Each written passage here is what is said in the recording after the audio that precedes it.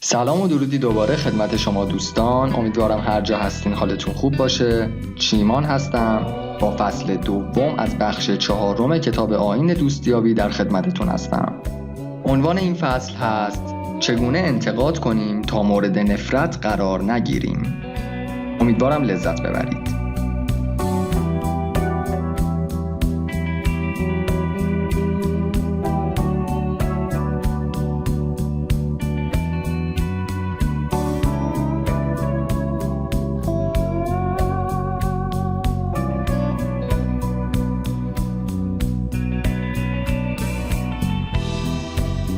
I do not sleep tonight. I may not ever. The sins of the past have come. See how they sit down together. Outside my window, outside my door. And I know the reason, what they've all come here for. You, my love, my sweet, sweet love, are what it's all because of.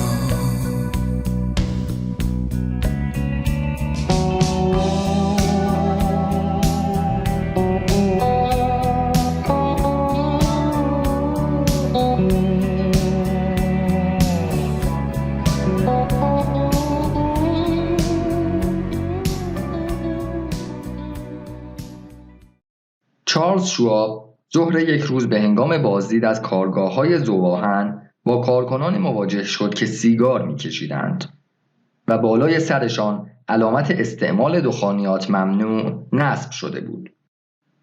آیا شواب به علامت اشاره کرده و گفت آیا نمی‌توانید این را بخوانید؟ نه، شواب این کار را نکرد. او به سوی آن مردان رفت و سیگاری تعارفشان کرد و گفت بچه‌ها، ممنون میشم اگه این سیگار رو در خارج از این محوطه بکشید. آنان میدانستند که او متوجه نقض قانون توسط آنان شده است و از اینکه حرفی در این مورد به آنان نزده و سیگاری تعارفشان کرده بود احساس مهم بودن به آنان دست داده بود و لذت می‌بردند. مگر می‌شود چنین شخصی را دوست نداشت؟ اینطور نیست؟ جان وانامیکر نیز از این روش استفاده کرد. او همواره به فروشگاه خود در فیلادلفیا سرکشی می‌کرد. یک بار یکی از مشتریان را دید که کنار صندوق ایستاده بود و کسی کمترین اعتنایی به او نمی‌کرد. فروشنده‌ها کجا بودند؟ آنان همه در آن طرف پیشخوان مشغول صحبت و خنده بودند. وانامیکر بدون هیچ حرفی به آنان آهسته پشت صندوق رفت و خودش پول را از مشتری گرفت و خرید زن را به فروشندگان داد تا آن را بپیچند و سپس از آنجا رفت. مقامات دولتی برای اینکه همیشه دور از دسترس مراجعین هستند، مورد انتقاد قرار می‌گیرند. آنان افراد پرکاری هستند. مشکل گاهی اوقات از اشتباه دستیاران آنان در محافظت بیش از حد از رئیسشان است تا مانع از افزایش تعداد مراجعین و دردسر رؤسای خود شوند. کارل لانگفورد که چند سال پیش شهردار اورلاندو فلوریدا یعنی همان محل دنیای دیزنی بود، اخیراً به کارکنان خود اجازه داد که مراجعین او را ببینند. او می‌خواست از سیاست‌های درهای باز پیروی کند، اما با این حال شهروندان او هنوز هنگامی که دعوت می‌شوند توسط مسئولین دفترها و مدیران پشت درها می‌مانند. بالاخره شهردار راه حلی پیدا کرد. او در اتاقش را برداشت. همه متوجه پیام این حرکت شدند و شهردار از همان روز که به صورتی نمادین در اتاق را برداشت معنای حاکمیت سیاست درهای باز را اثبات نمود. تنها با تغییر یک کلمه 3 حرفی میتوان تفاوت میان شکست و موفقیت را برای تغییر دادن مردم معنی کرد، بدون اینکه به کسی اهانت شود یا کسی آزرده گردد. برای مثال قهر را به مهر تبدیل کنید. بسیاری از مردم انتقاد خود را با تحسینی صمیمانه آغاز می کنند و به دنبال آن کلمه اما را می آورند و حرف خود را با یک جمله انتقادی پایان می بخشند. برای مثال وقتی سعی می کنیم رفتار کودک بی‌توجهی را نسبت به آموزش و درس تغییر دهیم می گوییم ما واقعا به تو افتخار می کنیم. این ترم نمرات خوبی آورده ای. اما اگر روی درس جبر بیشتر کار کنی نتیجه بهتری خواهی گرفت. ممکن است کودک صداقت این جمله تحسین‌آمیز را زیر سوال ببرد و به نظر او این تحسین تنها راهی باشد برای نتیجه گیری از یک شکست. بنابراین سخن ما اعتبار لازم را نخواهد داشت و احتمالاً به هدفمان که تغییر نگرش بچه نسبت به تکالیف خود است نخواهیم رسید. این مشکل را میتوان خیلی ساده با تغییر دادن کلمه اما به کلمه و حل کرد. یعنی گفت جانی ما واقعا به تو افتخار میکنیم که این نمرات خوب را آوردی و با ادامه این تلاش واقعی نمره درس جبرت هم مثل دیگر نمراتت میشود. در این صورت جانی این تحسین را خواهد پذیرفت چون در آن اشاره‌ای به عدم موفقیت او نشده است. ما به طور غیر مستقیم توجه او را به رفتاری که دوست داریم داشته باشد جلب کرده ایم و این شانس هست که او بکوشد مطابق انتظارات ما رفتار کند. در مورد افراد حساس که از انتقاد صریح آزرده می شوند، اگر به طور غیر مستقیم به اشتباهاتشان اشاره کنیم، نتیجه کار شگفت‌انگیز خواهد شد. مارک جاکوب در یکی از کلاس‌های ما گفت که چطور چند تن از کارگران سهل‌انگار ساختمانی را وادار کرد که پس از اتمام کارشان محل را نظافت کنند. چند روز اول کار وقتی خانم جاکوب از سر کار برمیگشت، حیاط پوشیده از قطعات چوب بود. او نمیخواست موجب آزردگی کارگران ساختمانی شود، چرا که کارشان عالی بود. برای همین پس از رفتن آنان او و فرزندانش حیاط را نظافت می‌کردند و باقی مانده‌های چوب را در یک گوشه جمع می‌کردند. صبح روز بعد او سرکارگر را به گوشه‌ای کشید و گفت از کارتان روی بخش جلوی ساختمان خیلی راضی هستم. خیلی خوب و تمیز است و موجب ناراحتی همسایه‌ها نمی‌شود. از آن پس کارگرها باقی مانده‌های چوب را جمع کرده یک گوشه می‌ریختند و سرکارگر هر روز پس از پایان روز کاری منتظر می‌شد تا برای این کار از او تشکر شود.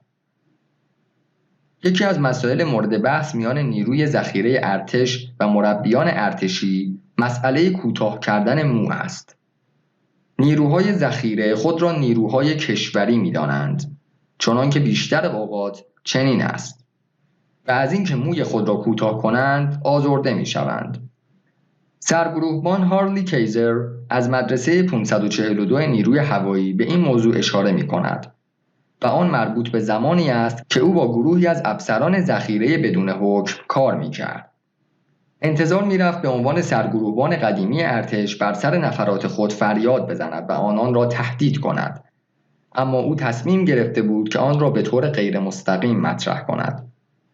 او چنین آغاز کرد: آقایان محترم، شما رهبران مردم هستید و وقتی الگوی مردم باشید می توانید به تأثیرگذارترین شکل عمل کنید. شما باید الگوهای مناسبی برای مردم باشید. قانون ارتش را در مورد کوتاه کردن موی سر می دانید. من می خواهم امروز موهایم را کوتاه کنم، هرچند که خیلی از موی شما کوتاه‌تر است. خودتان را در آینه ببینید. اگر برای نمونه بودن نیاز به اصلاح موی سر داشتید، ما زمان مناسبی را برای ملاقات شما با سلمانی ارتش تعیین خواهیم کرد. نتیجه این کار قابل پیش بینی بود. چند نفر از داوطلبان به آینه نگاه کردند و بعد از ظهر آن روز به سلمانی رفتند و طبق قانون موی سرشان را کوتاه کردند. گروهبان کیزر صبح روز بعد گفت که می توانسته است پیشرفت نحوه مدیریت را در میان اعضای گروه ببیند. روز 8 مارس 1887 هنری وارد بیچر درگذشت. یک شنبه بعد از پدر لیمان دعوت شد تا از پشت تریبونی که با درگذشت بیچر خالی مانده بود صحبت کند. او چون خیلی علاقه‌مند به این کار بود، موعظه خود را با همان دقتی که فلوبرت جملات را نوشته بود برای همسرش خواند. این یکی نیز مثل اغلب موعظه‌های او ضعیف بود.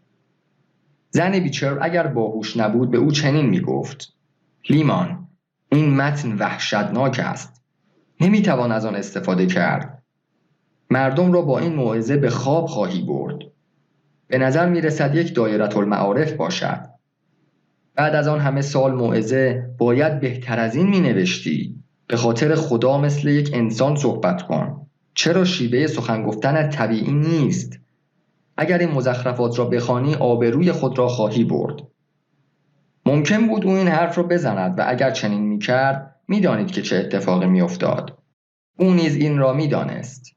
برای همین فقط گفت: این سخنرانی مقاله‌ای برای مجله نورس امریکن ریویو است. به عبارت دیگر او تعریف خود را کرد و در عین حال خیلی ظریف اشاره کرد که این مطلب را نمیتوان به عنوان سخنرانی قرائت کرد. لیمان متوجه موضوع شد و متن سخنرانی را که با دقت تهیه کرده بود پاره کرد و بدون هیچ نوشته‌ای به موعظه پرداخت.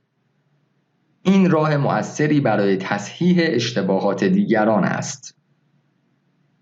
اصل 2: اشتباهات دیگران را به طور غیر مستقیم به آنان خاطر نشان سازید.